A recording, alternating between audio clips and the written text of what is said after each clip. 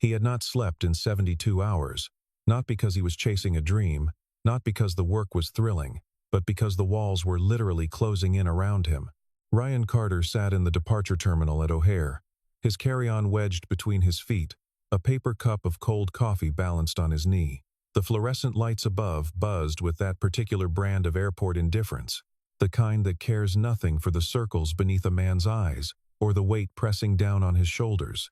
48 hours earlier, he had submitted the final deliverable for a freelance consulting project, 6 weeks of work compressed into a brutal sprint, and the payment, when it finally cleared, would keep the bank from seizing his apartment for exactly 1 more month. Not 2 months. 1. He had done the math so many times that the numbers had stopped looking like numbers and started looking like a countdown. Gate B14 blinked at him from the overhead screen. Flight to Chicago, on time. He told himself that was the only thing that mattered right now. His daughter, Lily, was 9 years old and currently staying with his sister in Cincinnati. That arrangement had been in place for 6 weeks, not because Lily was unhappy there, exactly, but because Ryan's apartment, the one the bank was preparing to reclaim, was no longer a stable environment in the practical sense that stability requires. Money, routine, the particular reliability of a home that is actually yours. Every video call they shared had the same painful undertone, Lily's small face filling the phone screen.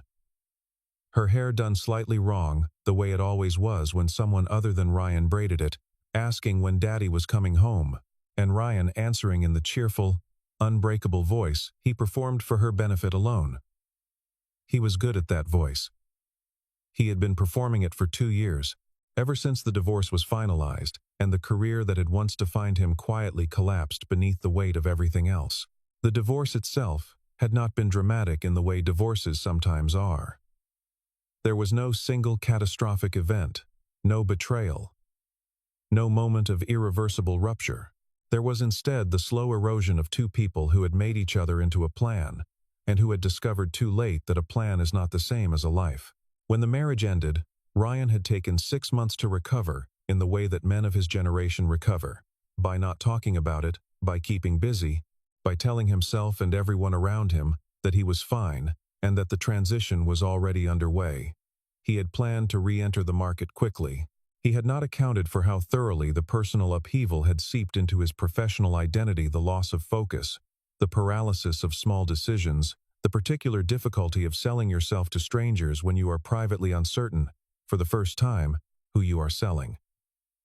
By the time he was genuinely ready to work, the gap on his resume had stretched to 11 months, and then to 18, and then to 2 full years.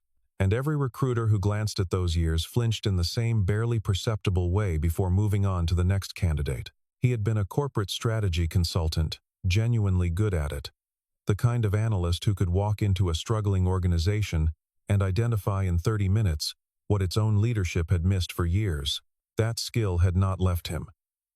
The world, apparently, had stopped trusting men whose lives had fallen apart, and then taken time to put themselves back together. The Chicago interview was with a mid-sized logistics firm. Not his dream, not even close, but it was a door, and Ryan Carter had learned, in the most painful way possible, that doors did not stay open forever. He boarded the plane in the last boarding group. His seat was a middle seat in economy. Naturally, the window seat was already occupied by a woman who was staring at her laptop screen with the focused stillness of someone accustomed to working in motion. She wore no headphones. She had pushed the tray table down and covered it with documents, printed spreadsheets, margin notes in blue ink, a single yellow highlighted line that Ryan caught a fragment of before looking away. He did not want to be rude. He buckled in, tucked his own laptop bag under the seat in front, and stared at the seatback pocket. The plane began to taxi. The cabin crew ran through the safety demonstration. Ryan watched none of it. His eyes were already growing heavy, weighted by the accumulated debt of 3 sleepless nights, the adrenaline of the deadline finally discharged, the quiet devastation of having nothing left to run on. He thought briefly about pulling out his notes for the Chicago interview. He thought about reviewing the firm's annual report, the talking points he had prepared, the questions he had planned to ask. He thought about all of that. And then the runway lights blurred, and the engines climbed in pitch, and the ground fell away beneath him. He was asleep before the wheels left the tarmac. He slept the way a man sleeps when his body has simply refused to continue carrying him upright. It was not a restful sleep, not the deep, restorative kind that leaves a person feeling rebuilt in the morning. It was the sleep of total systems failure. The kind where the mind does not dream so much as simply go dark. And somewhere in the first 20 minutes of that darkness, Ryan's head tilted slowly to the left, rolled past the point of no return, and came to rest on the shoulder of the woman in the window seat. Her name was Victoria Hayes. She was 43 years old, the chief executive officer of Hayes Dynamics, one of the largest privately held industrial supply conglomerates in the Midwest, and she had not survived 15 years at the top of a brutally competitive sector by being easily distracted. She felt the weight before she registered what it was. A slow, warm pressure against her right shoulder. She turned her head carefully, angling just enough to see the man beside her, his face slack with genuine exhaustion, his breathing slow and even, his mouth slightly open in a way that was not dignified, but was undeniably human. She looked at him for a long moment.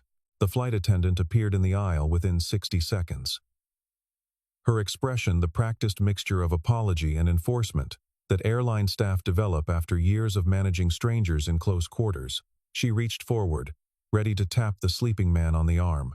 Victoria caught her eye first. A small, almost imperceptible shake of the head. The flight attendant hesitated, reading the look, not the look of a woman annoyed by a seatmate's behavior and reluctant to escalate, but something quieter than that. Something that said, without words, let him stay. The flight attendant gave a small nod and moved on. Victoria did not return immediately to her spreadsheets. She sat with the weight of the stranger's head on her shoulder for a moment longer. And she looked, really looked, at the man beside her. The suit he wore was clean but not recent. The kind of jacket that had been well cared for over years, rather than purchased recently. The laptop bag wedged under the seat in front of him was scuffed at the corners. The zipper replaced at some point with a different colored pull. On the tray table in front of him, before he had closed his eyes, he had laid out a single printed document. She could read most of it from where she sat. It was a competitive landscape analysis, well-structured, tightly argued. The kind of framework that did not come from a template. The kind that came from someone who actually understood how markets moved and why organizations failed to move with them. She read what she could without leaning over. Then she turned back to her own screen. Victoria Hayes was under no illusions about what was waiting for her in Chicago. The board meeting was in 36 hours. She had 4 members of her own executive team working to undermine her from inside the organization. A stock price that had shed 22% of its value in the past 8 months, and a financial press that had recently taken to describing her leadership with the word embattled in a way that seemed to grow more comfortable with each passing week. She had built Hayes Dynamics from a regional distributor into a national force over the course of a decade. She had done it through relentless precision, through an almost pathological willingness to make hard calls, and through a talent for identifying the right person for a problem before anyone else in the room had framed the problem correctly. She was good at reading people. She had always been good at it. And the man sleeping on her shoulder, for reasons she could not immediately articulate, was interesting to her in a way that the spreadsheets in her lap were not. She let him sleep for 2 hours. The flight from O'Hare to Midway was short, barely long enough for a full coffee service, but she did not wake him when the flight attendants came through with the cart. She ordered water, declined the snack, and kept her arms still. Outside the window, the flat geometry of the Midwest passed below, its grid of fields and roads indifferent to everything unfolding above it. The wheels touched down with a jolt that did what nothing else had managed to do. Ryan Carter came awake, in an instant, the particular, electric wakefulness of a person who has not slept deeply but has slept completely, and who emerges from it to find the world exactly where it was when the lights went out, except that something is wrong. Something was wrong. There was warmth against the back of his head. There was a shoulder. That was not his shoulder. He straightened so fast, the seatbelt snapped taut across his chest, and for one full second he simply stared at the woman beside him with an expression that was equal parts horror and mortification. "I am so sorry," he said. The words came out hoarse. That was completely. I don't know how." The woman turned to look at him. She had dark eyes and a steady, unhurried quality of attention that he would later come to recognize as one of her most disarming characteristics. She was not annoyed. She was not performing not annoyance, the way people sometimes do when they are actually furious, but have decided to be gracious about it. She simply looked calm, and then she smiled, briefly, in a way that did not mean the moment was funny so much as it meant the moment was not a crisis.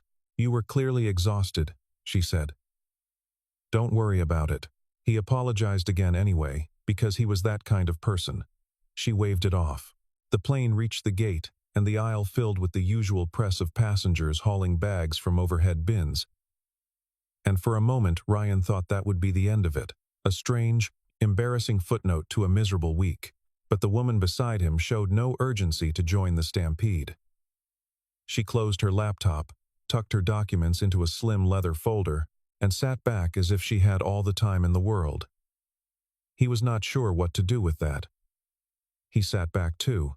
They talked for 6 minutes. He counted later, because the conversation was the kind that expands in memory far beyond its actual duration. She asked him what brought him to Chicago. He told her interview. Corporate strategy consulting. Logistics firm, she asked, without preamble, what he thought the biggest structural problem facing mid-sized logistics firms was in the current environment. It was such a direct question, so unlike small talk, that he answered it honestly instead of vaguely. He talked about the failure to integrate predictive analytics with last-mile decision-making, about the cultural inertia that kept operations teams from adopting tools that finance teams had already bought and paid for. He talked for about 90 seconds, precise and unhedged. And when he finished, she was looking at him with an expression he could not quite name. Not impressed in the performative sense. More like confirmed. "What about organizational structure?" she asked. "When a company's culture is actively working against its own strategy, where do you start?" He answered that too. He talked about middle management as the organism that either carries change or kills it. About the difference between restructuring on paper and restructuring in the actual daily behavior of people who report to each other. He talked about trust architectures and information flow. About the specific ways that siloed leadership creates blind spots that no amount of external consulting can fully compensate for. She listened without interrupting. When the aisle finally cleared, she stood and retrieved her bag from the overhead bin in one smooth motion. She reached into the leather folder and produced a business card. Not an elaborate card, plain white, minimal text, and she held it out to him. "If the interview this afternoon doesn't go the way you're hoping," she said, "call that number." He took the card. She was already moving toward the front of the plane. He looked down at what was in his hand, and the name on the card, and the company name beneath it, and he stood very still for a moment while the last passengers filed past him on both sides, and something in his chest did a thing he had no clean word for. Hayes Dynamics was not in crisis the way a failing startup is in crisis, with visible chaos and obvious dysfunction, and people openly fleeing the wreckage. It was in the quieter, more dangerous kind of crisis, the kind that unfolds behind polished conference room doors and expresses itself in the controlled language of quarterly reports and strategic pivots. Revenue was down 18% year over year. 3 senior vice presidents had departed in the past 6 months, each exit announced with the standard language of pursuing other opportunities. Each one understood internally to mean something more complicated. The company's largest regional distribution contract worth $47 million annually had not been renewed, and the official explanation cited realignment of vendor strategy in a way that satisfied no one who actually understood the account relationship. The stock, which had been trading at $61 per share at its peak, was now hovering at $40, and the financial commentary from equity analysts had shifted from cautiously optimistic to the particular flavor of neutral that functions as polite pessimism. The board of Hayes Dynamics consisted of 9 members. 6 of them had been patient. 3 of them had not. The most vocal of the impatient 3 was a man named Gerald Ashford, a longtime board member, early investor, and the person Victoria Hayes had trusted most completely during the first half of her tenure as CEO. Gerald was measured, collegial, and possessed of a long institutional memory that had been genuinely useful during the company's growth years. He spoke of Victoria in public with consistent respect. Privately, in conversations that took place in locations and formats that were not formally documented, he had been building a case for a leadership change for the better part of 2 years. Ryan Carter did not know any of this when he walked into the lobby of Hayes Dynamics headquarters on Michigan Avenue at 8:45 the following morning. He knew the company's public financials. He had read everything available in the 12 hours since his flight, staying up past midnight in his hotel room to review press releases and analyst reports and the archived earnings calls, the kind of preparation that had once been second nature and now felt like the first deep breath he had taken in a very long time. He had called the number on the card that evening, after the logistics firm interview ended with a handshake and the unmistakable tone of a door being gently closed. The woman who answered had given him an address and a time. She had not told him what to expect. He had gone to sleep at 2 in the morning with his notes spread across the hotel bed and woken at 6 feeling, for the first time in weeks, something adjacent to alive. The lobby of Hayes Dynamics was all steel and glass, the kind of corporate interior that projects stability and forward motion simultaneously. A receptionist directed him to the 41st floor.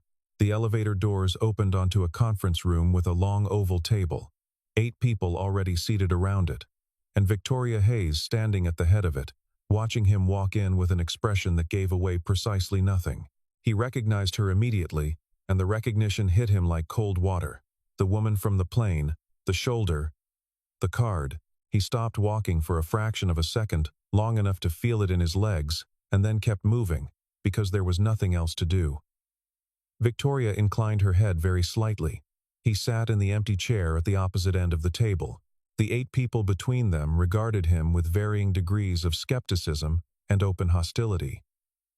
One of the men, older, silver-haired, with the particular ease of someone who had been powerful for long enough that it had become involuntary, looked at Ryan with an expression that was not quite contempt, but was doing nothing to prevent being mistaken for it. Victoria introduced Ryan to the room without ceremony. Special Advisor. Here to provide an independent assessment of the company's current strategic position, the silver-haired man introduced as Gerald Ashford. Board member raised an eyebrow. He asked, in a tone of perfect reasonableness, whether they might know a bit more about Mr. Carter's recent professional experience before proceeding. The question hung in the air with all its implied freight. Ryan answered it directly, because there was no other way to answer it. He named the firms he had worked with before the gap. He did not explain the gap. He said he had been away from corporate work for 2 years and that he was back. Gerald nodded in the way a man nods when he believes he has already won an argument. Victoria said, "Ryan, the company's consolidated financial data from the past 3 years is on the screen. The operational reports are in the folder in front of you. You have 30 minutes.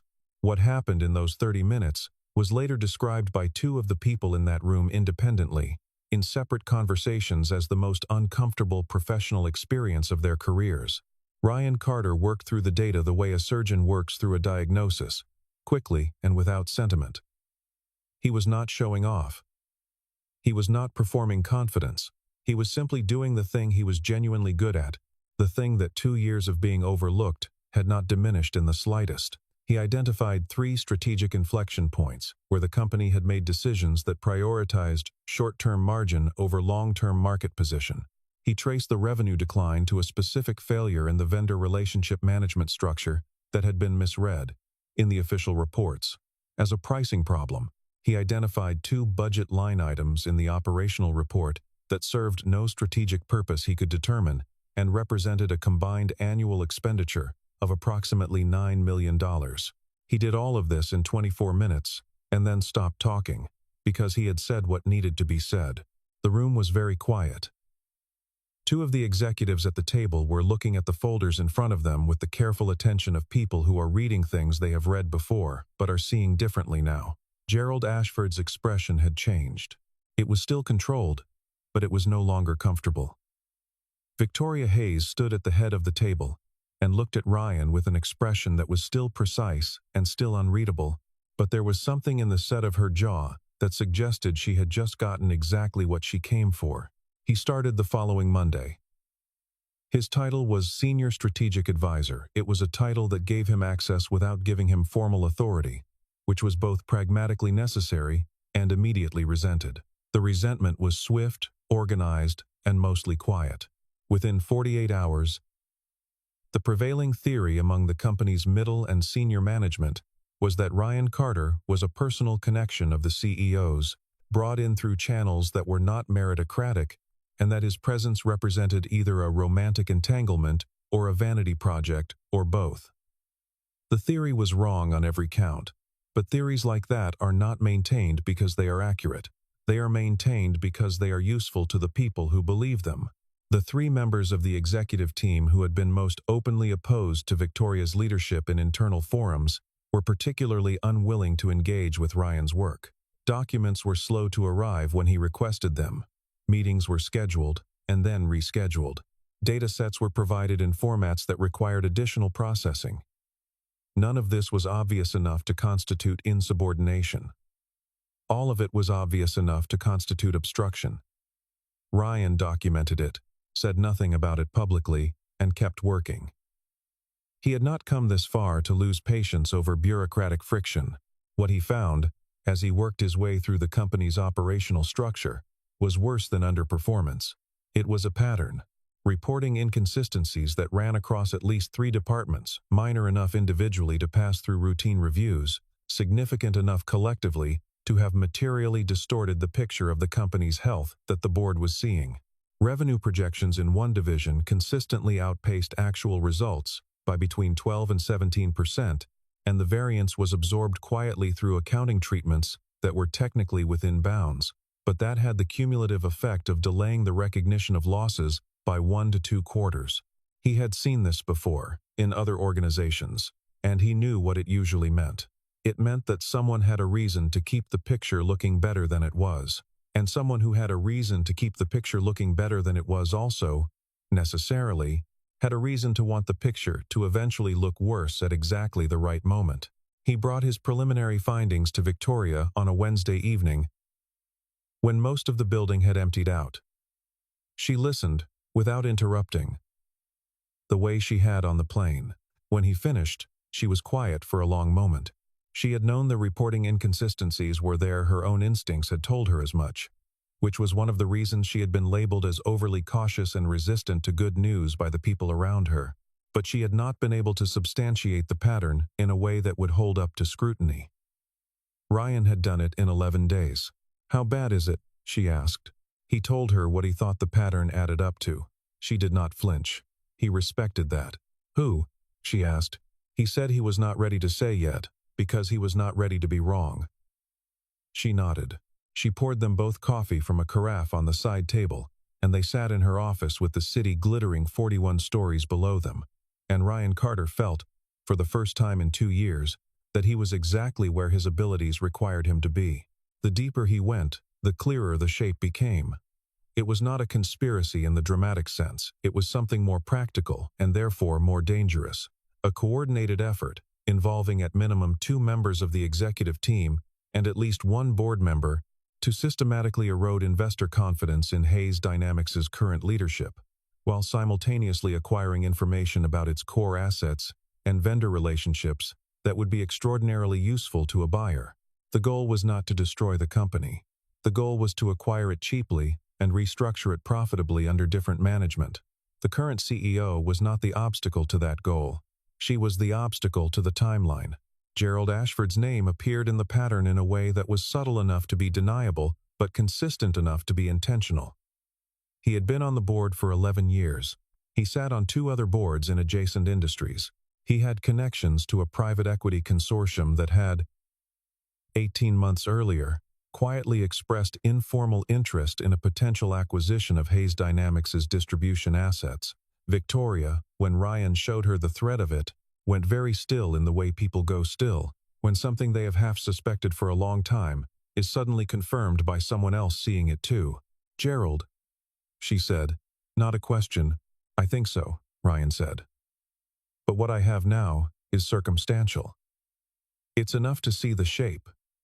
It's not enough to prove it in a room full of people who want to believe the opposite." She looked at him across the desk. "Then we get what's enough." What followed was 2 weeks of work that Ryan would later describe as the most concentrated professional effort of his life. He was not doing it alone. Victoria had 2 members of her legal and finance team she trusted completely, and they worked alongside him with the door to the conference room effectively closed to everyone else. Diane brought a methodical, almost prosecutorial discipline to the financial records.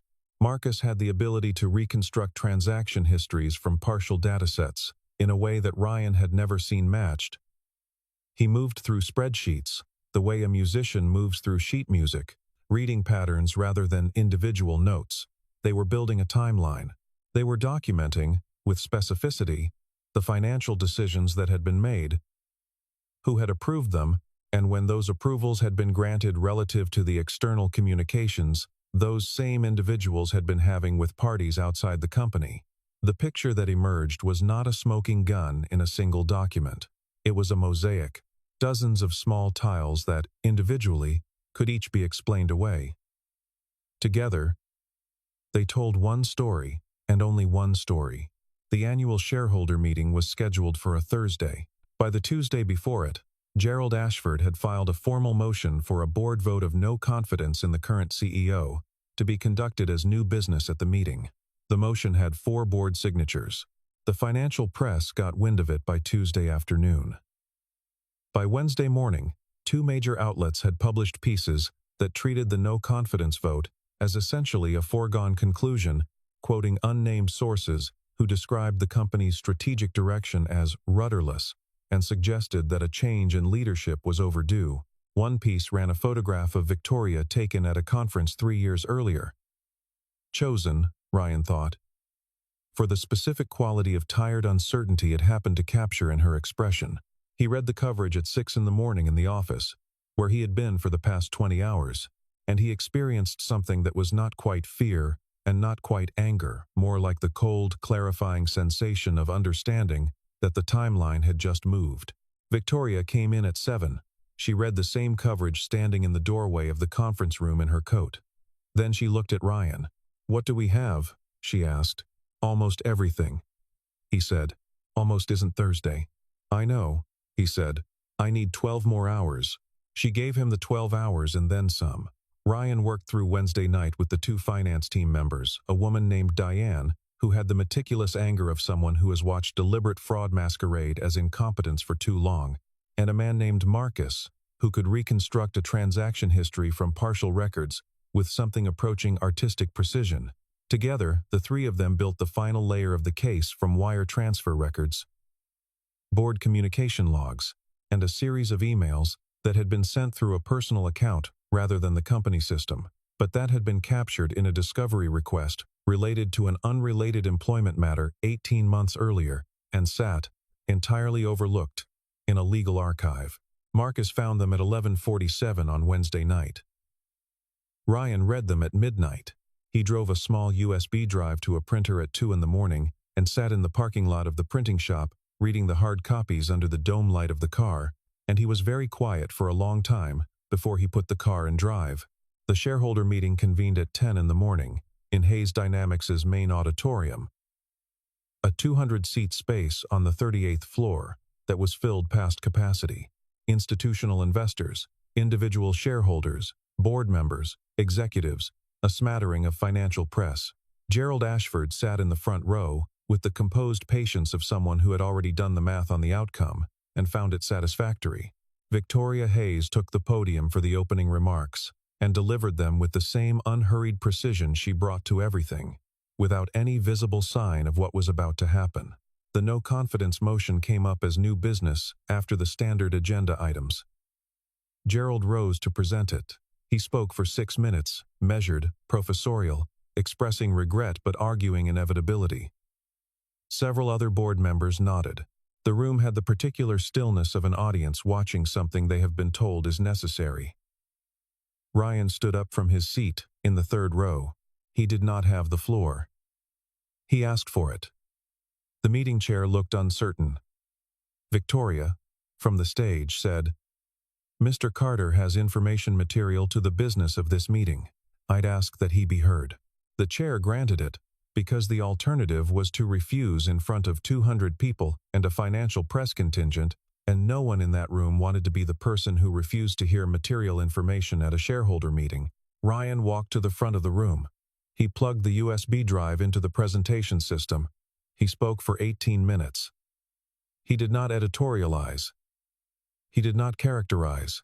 He presented the timeline, the documents, the transaction records, the emails, and the pattern they formed in sequence, the way you present a proof, each element connected to the next, by logic rather than assertion, each conclusion following from the evidence rather than preceding it.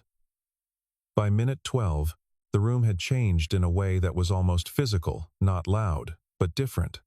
The way a room changes when the question everyone has been privately asking has just been answered in public. By minute 15, Gerald Ashford was no longer sitting with the same relaxed assurance.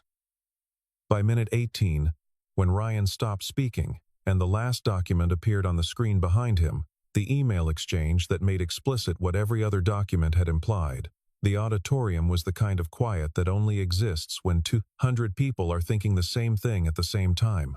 The no-confidence vote did not take place. In the 40 minutes that followed Ryan's presentation, the motion was withdrawn. 2 executive team members submitted resignations that were immediately accepted, and Gerald Ashford announced his intention to step down from the board, pending an independent review that the board itself unanimously voted to commission. The financial communications team began drafting a statement. Victoria stood at the podium and thanked the shareholders for their patience with the language of someone who has been through a war and is choosing, for now, to describe it as a difficult quarter. Ryan sat back down in his seat in the third row and looked at the ceiling for a moment and breathed. The company's stock recovered 7% by close of trading that Thursday. Not a triumph.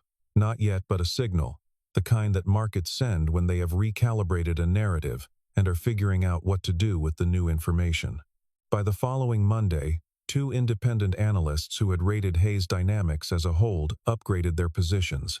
The financial press ran pieces that used different language than they had used the week before, not celebratory, not yet, but language that had stopped treating the company's survival as hypothetical. The internal response was harder to quantify, but was, in its own way, more significant.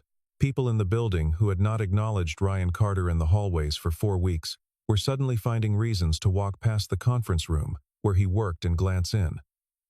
Some of them stopped. Some of them introduced themselves. A few of them, the ones who had been quietly troubled by the reporting inconsistencies for months and had not known how to raise the concern, or to whom, came by specifically to tell him so, not as an apology, exactly, but as the thing that comes before an apology, the acknowledgement that something was wrong, and that you were glad someone named it. The executive team members, who had obstructed his document requests, had either resigned or were visibly recalibrated, and the ones who remained were cooperating with a thoroughness that bordered on overcorrection. Diane and Marcus, who had worked through the night with him, received formal commendations from the CEO's office within 24 hours. Ryan received nothing formal, which was fine. He was not there for formal. Victoria asked him to stay. Not in the visitor's chair across from her desk, not in the guest role he had occupied. She asked him, directly, to take a permanent role with the company. They talked for 2 hours about what that role would look like, what he would need, what she wanted the organization to become in the next 3 years. It was one of the best professional conversations he had ever had. She thought in systems. She asked questions that were genuinely curious rather than performative. She had the quality that the rarest executives have. She was not threatened by people who knew things she didn't. Ryan told her what he needed: autonomy, access, and the authority to implement rather than simply advise. She agreed to all three without negotiating any of them down. He called Lily that night from his hotel room. She was still in Cincinnati, still staying with his sister, still asking when Daddy was coming home. He told her, soon. He told her he had gotten a job, a real job, in Chicago, a city by a very large lake, and that they would find an apartment there together, and she could see the water from the window if they picked the right floor. She asked how big the lake was. He told her it was so big that on certain days you could not see the other side, and she was quiet for a moment, processing that information with the careful seriousness that 9-year-olds bring to facts that don't fit their existing map of the world. Then she said she wanted a dog. He said they would see. She said that was a yes. He laughed, actually laughed, the unguarded, unperformed kind, and the sound of it in the quiet hotel room surprised him a little. Not because laughter was foreign, but because this particular laugh, the kind that does not calculate its own volume or worry about what it reveals, had been absent for long enough that its return registered as a distinct event. He stayed on the call for 40 minutes, long past Lily's bedtime, talking about nothing in particular, her best friend at school, a book she was reading, a disagreement she'd had with her cousin over the rules of a board game. He listened to all of it, with the focused attention of a man who understands, now, that this is not time stolen from something more important. This is the most important thing. He said good night 3 times before she actually went to sleep. 3 weeks later, Victoria called a company-wide meeting in the auditorium. All 260 employees of the Chicago headquarters, and several hundred more, dialed in from regional offices. She stood at the same podium where Ryan had presented the evidence that saved the company, and she told a story that the room had not heard before. She told them about a flight from O'Hare to Midway. She told them about a man who had fallen asleep on her shoulder and how, instead of waking him, she had sat still for 2 hours and had spent some of that time reading the document on his tray table, a competitive landscape analysis that was, she said, one of the sharpest pieces of strategic thinking she had seen in years, produced by a man who was exhausted and unemployed and on his way to a job interview he was not going to get. She told them that she had given him her card not out of pity and not out of charity, but out of the same instinct. She had always relied on the instinct that tells you when someone is the right person for the problem in front of you, regardless of what their resume says about the last 2 years. She said she had been in the business of building things for 20 years, and the most consistent truth she had encountered in those 20 years was this: the people who actually turn a situation around are almost never the people who look the part.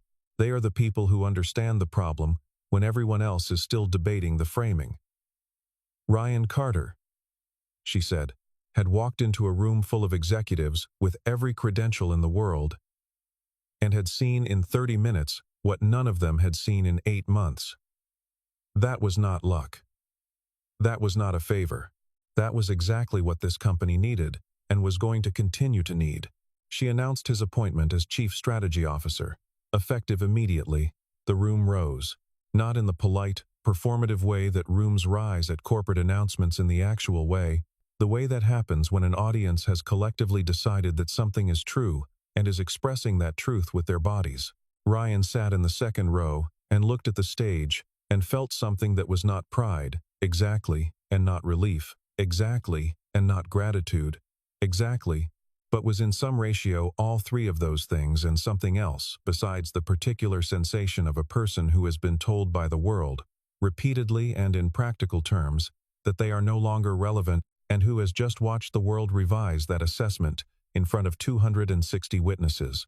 He thought about Lily. He thought about the apartment they had looked at on Saturday, the one on the 18th floor with the view of the lake, the one she had declared perfect before he had finished reading the lease terms. He thought about the morning of the flight, the cold coffee at the departure gate, the countdown the numbers had become. He thought about the business card and the simple, clear economy of what was written on it. He thought about what it meant that the entire arc of the past month had begun with a moment so small and so private, a tired man's head finding a stranger's shoulder in the dark of a moving plane that neither of them had thought to mention it to anyone until now. After the meeting, they stood together at the tall windows at the end of the 41st floor corridor. The city was laid out below them, in its full afternoon clarity, the grid of streets, the silver thread of the river, the lake beyond it all, flat and gray-blue and enormous. Victoria held a coffee mug. Ryan held nothing. They stood without talking for a moment, which was a thing they had gotten comfortable doing in the past few weeks, the kind of silence that only exists between people who have worked through something hard together and no longer need to fill every space with words. He said, "I should apologize again." For the shoulder. She said, "You apologized at the gate." He said, "I know. But it seems like it deserves more than one apology." In retrospect, she turned to look at him, and the corner of her mouth moved in the way that, he had learned, was her version of laughing. In retrospect, she said, "I think it might have been the most useful thing that happened to this company all year." There was a long pause. Outside the window, a plane traced a slow white line across the gray sky, heading somewhere.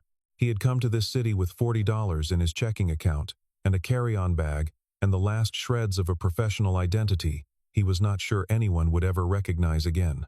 He had come with the document on his tray table, and the cold coffee, and the 3 sleepless nights, and the practiced cheerful voice he performed for Lily on video calls when he did not feel cheerful at all. He had come with nothing that looked like leverage, and nothing that looked like an advantage, and he had fallen asleep on a stranger's shoulder at 30,000 feet. And the stranger had let him stay. 2 hours of stillness on a short flight. 1 business card. 1 phone call. 1 30-minute assessment in a conference room full of people who did not want him there. A company had been saved.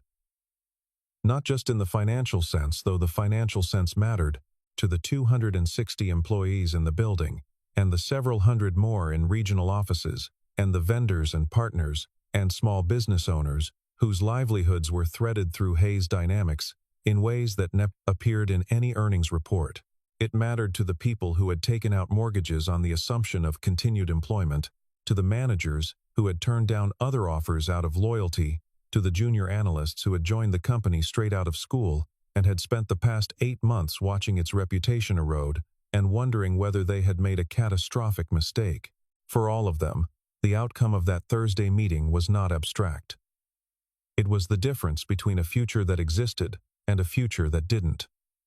Saved in the other sense, too, the sense in which an organization that has been quietly corrupted from within gets to rediscover what it was actually built to do. That kind of saving takes longer than a single meeting and longer than a single month. And Ryan knew it would take years of careful work, and there would be setbacks, and he would not get everything right. But it was work he was capable of, work he was suited for, work that was waiting for the right person, and he was the right person, and now everyone in the building knew it. A life had been saved, too. Not dramatically, there had been no cliff, no crisis point, no single moment of rescue, just the slow accumulating reversal of a 2-year decline, pulled back from its trajectory by a single gesture of unhurried human decency on a 40-minute flight. Victoria Hayes had not known, when she shook her head at the flight attendant and let a stranger sleep, that she was doing anything significant. She had only known that the man beside her was tired, and that waking him served no one. That was all. That was enough. She would think about that sometimes, in the months that followed, about how thin the margin was between what happened and what might have happened if she had simply nudged him awake at the first sign of discomfort, the way most people would have. How the entire chain of events existed because of a decision so small, it barely qualified as a decision. A choice made in a second, from a reflex toward decency, rather than any calculation of outcome. She was not a sentimental person, but she was honest enough to admit, privately, that it humbled her in a way that very few things in her professional life had managed to do. There is something in the nature of exhaustion that the world misreads. It tends to read exhaustion as depletion, as evidence that what was once there is no longer there. That the absence of energy is the absence of capacity, that a man who cannot keep his head upright on a Tuesday morning has nothing left worth needing. But exhaustion is not depletion.